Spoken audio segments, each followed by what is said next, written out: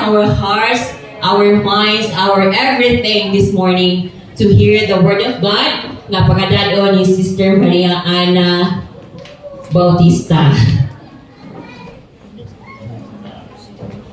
Praise the Lord! May buntag sa tanan.